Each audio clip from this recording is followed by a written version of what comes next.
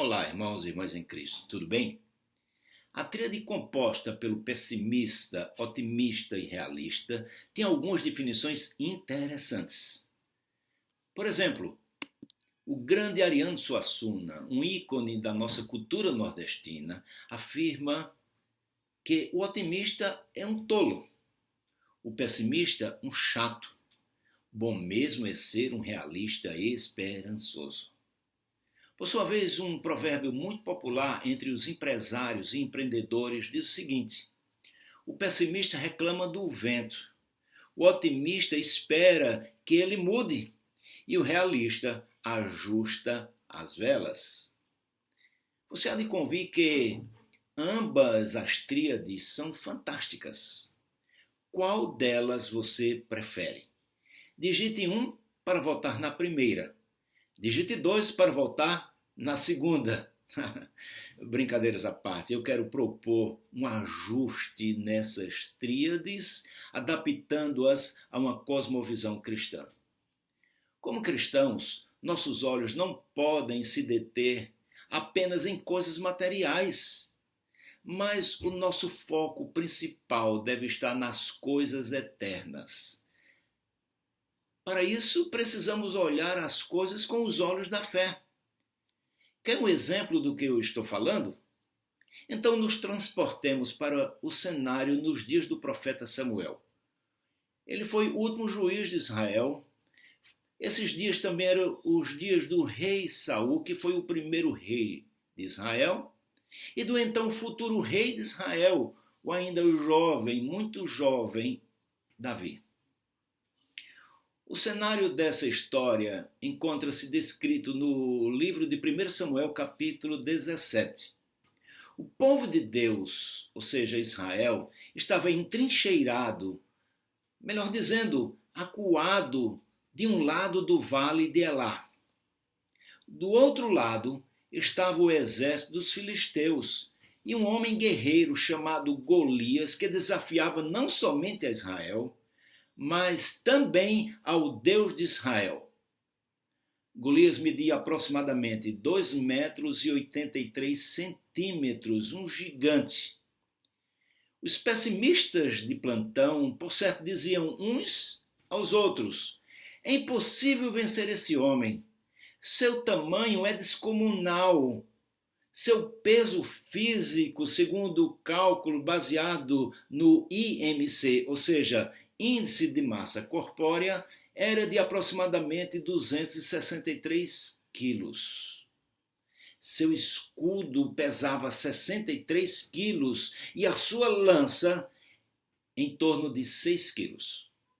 Um homem nessa configuração, ponderavam os soldados de Israel que eram desafiados todos os dias, seria invencível, seria difícil de ser abatido. Neste caso, pessimistas se uniram aos realistas diante da situação, já que os otimistas haviam abandonado o fronte de batalha há muito tempo, temendo que o gigante que dioturnamente os desafiava os derrotassem. Davi foi enviado pelo seu pai ao encontro dos seus irmãos, que eram soldados de Saul. Davi presenciou aquela situação vexatória na qual estavam submetida a Israel, o povo da aliança, os exércitos de Israel e o Deus de Israel, já que Israel era o povo da aliança. Davi fica então indignado com aquela situação, pois Golias estava desafiando não somente aos exércitos de Israel, mas principalmente ao Senhor Deus de Israel, e decide afirmar ao rei Saul: não desfaleça o coração de ninguém por causa dele, ou seja, de Golias. Teu servo irá e pelejará contra o filisteu. 1 Samuel, capítulo 17, versículo 32. Davi vai além, muito além do otimista ou do realista, e por fé no Deus de Israel, ele enfrenta o gigante Golias, e a história Nós já sabemos. O gigante foi morto por Davi, que após atingi-lo com uma pedra cravada na sua imensa testa, que diga-se de passagem, era um alvo perfeito para um bom atirador como Davi, porque isso seria impossível dele errar o alvo. Após então nocautear Golias, este tem a sua cabeça cortada pelo jovem valente soldado de Deus. Israel foi então liberto da ameaça dos filisteus e do gigante. Meus irmãos e irmãs em Cristo, individualmente falando, eu não sei qual é o gigante que você tem enfrentado nos seus dias. Mas saiba de uma coisa, que eu sei quem pode derrotá-lo. Coletivamente falando, como brasileiros, como irmãos em Cristo, estamos também enfrentando nesses momentos pelo menos 3 grandes gigantes. O novo coronavírus, a instabilidade política no nosso país e a corrupção. Mas eu sei quem pode derrotá-los. Eu estou falando do nosso Senhor, do nosso Deus, o Pai do nosso Senhor e Salvador Jesus Cristo.